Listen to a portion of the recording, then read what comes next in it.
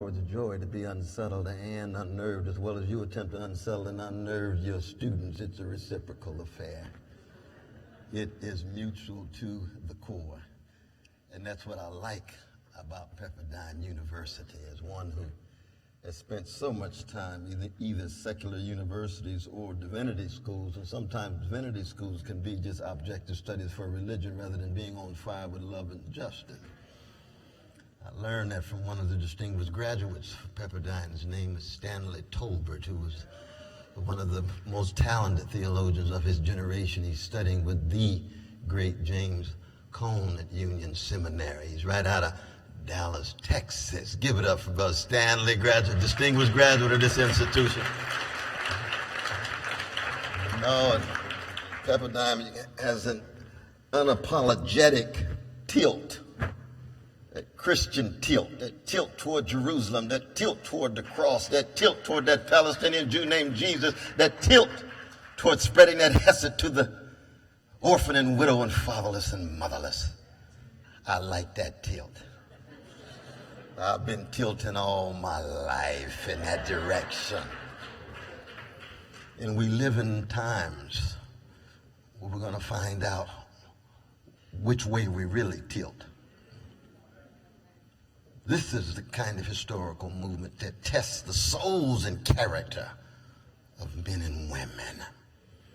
So we have to begin with a critical self-inventory. The last thing we want to do, I'm talking about prophetic fire in a moment of spiritual blackout, a relative eclipse and collapse of integrity, honesty, decency, generosity, courage, and fortitude. The last thing we want to do is to engage in name calling and finger pointing. We need to start with ourselves. And I want to be quite candid tonight, as I try to do each and every time I get a chance to raise my voice. Cracked vessel that I am. That I am who I am because somebody loved me. Somebody cared for me and somebody attended to me. I love the motto of Pepperdine. Freely receive, freely give. Already generates the kind of subversive humility.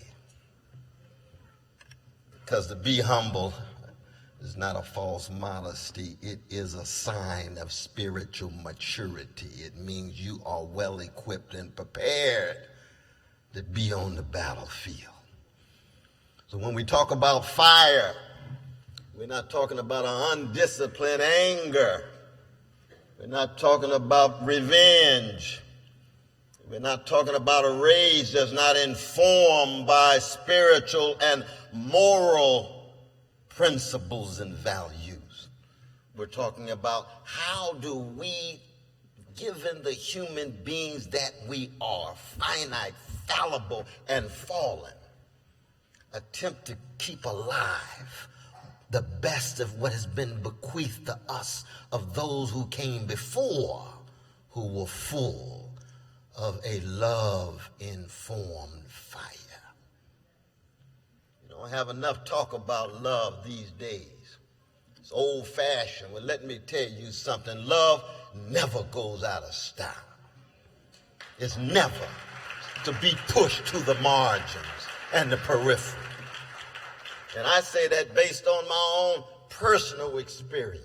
You say, oh, I wish you could have met my father. I'll never be one half the human being he was. He doesn't need to be on the historical stage to have the level of moral and spiritual excellence. I just want to be, in some sense, like him.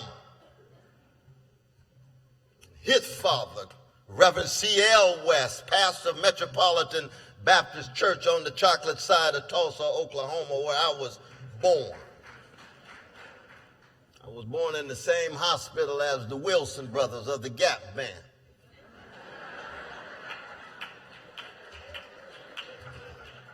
And you know that GAP, G-A-P, stands for Greenwood, Archer, and Pine, which was the Black Wall Street, which is burnt down in 1921.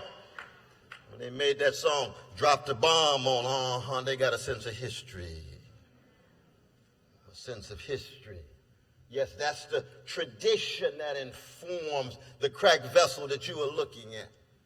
My mother's still alive at 86 years young with an elementary school named after her, Irene B. West Elementary School in Sacramento, California. We made the trek from Tulsa to Topeka to Sacramento.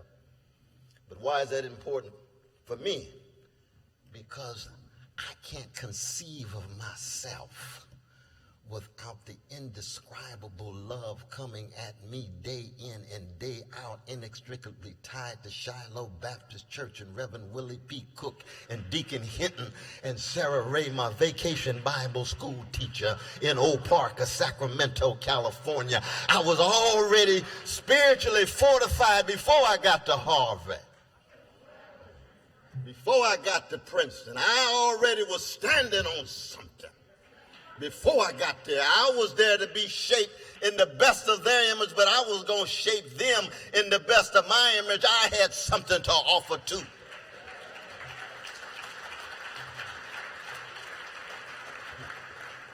And yes, those schools with John Rawls and Israel Scheffler and Hillary Putnam and Martin Kilson and Preston Williams, magnificent teachers who loved me, and on the Princeton with Sheldon Wolin and Richard Rorty and Walter Kaufman in that philosophy department. I will forever be grateful of what I received to help me learn how to give of whatever gifts I had and my willingness to cultivate those gifts. But I never forgot that I was in the world but not of it. I never forgot what Sarah Ray told me when she said, Little Ronnie, that was my name before I found out I was Cornel at 7 years old.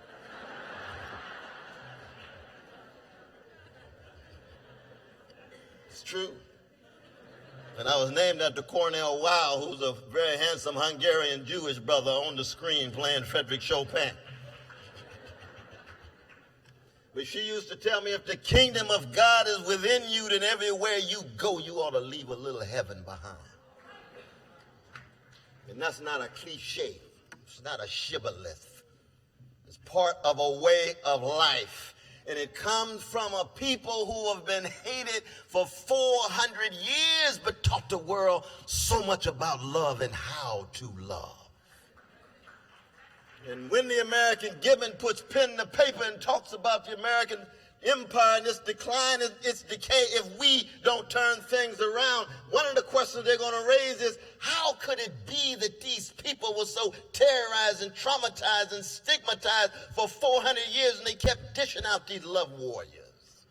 The Frederick Douglasses and Ida B. Wells Barnett. Where does Harriet Tubman come from? Where does Martin Luther King come from? Where does Ella Baker come from? Where does Fannie Lou Hamer come from? Where does Louis Armstrong? Where does Ray Charles? Where does Aretha Franklin? Where does Donny Hathaway? Where does Luther Vandross? Where do the emotions come from?